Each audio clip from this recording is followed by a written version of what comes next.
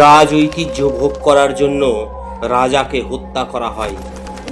কুমড়ে কাঁধে রাজার এই হত্যার মর্মান্তিক ইতিহাস আজও এই রাজবাড়িতে। কর্মসূত্রে বেরিয়েছিলাম রানীগঞ্জ। যেতে যেতে চোখে পড়ে যায় রানীগঞ্জ চেয়ারশোলের এই পুরনো রাজবাড়ি। বিশাল জায়গা জুড়ে অবস্থান করেছে এই সেই রাজবাড়ি।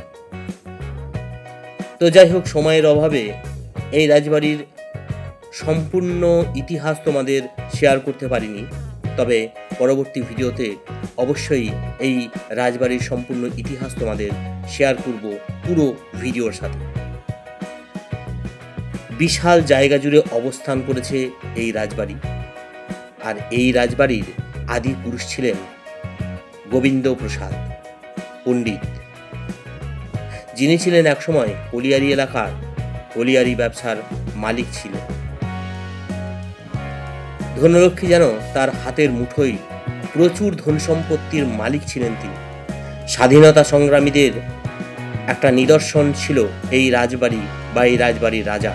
তিনি একসময় স্বাধীনতা সংগ্রামীদের অর্থ সাহায্য করতেন, অর্থ পরিচালনা করতেন, যার ফলে ব্রিটিশ শাসকদের হাতে ধরা পড়ে যান এবং তার জেল হয়।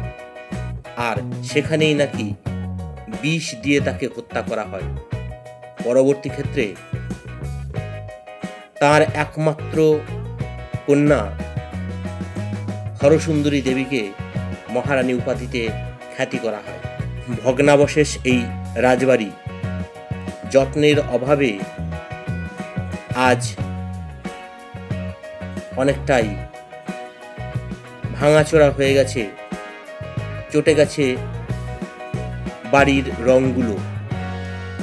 রাজবাড়ির পিছন দিকে আছে বিশাল একটা জলাশয় এবং আছে শিব মন্দির, আর এখানে আছে একটা রথ, যেটা প্রত্যেক বছর রথযাত্রায় মহা ধুমধাম করে এবং মহা উৎসব করে এই রথযাত্রা শুরু হয়।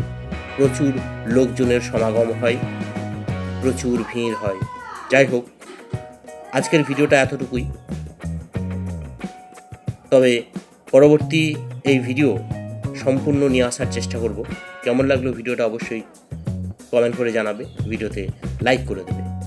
আমার নতুন বন্ধুদের কাছে অনুরোধ, আমার চ্যানেল থেকে এমন পরবর্তী ভিডিও আরও পেতে হলে অবশ্যই চ্যানেলটাকে সাবস্ক্রাইব করে মনে করে পাশে থাকা বেল বাটনটাকে অল করে রেখে দিন। তাতে করে আমি ভিডিও ছাড়ার সাথে সাথেই তোমরা নোটিফিকেশনের মাধ্যমে সবার প্রথম দেখতে পেয়ে যাবে। তো চলো, সবাই সুস্থ থেকো, ভালো থেকো, টাটা।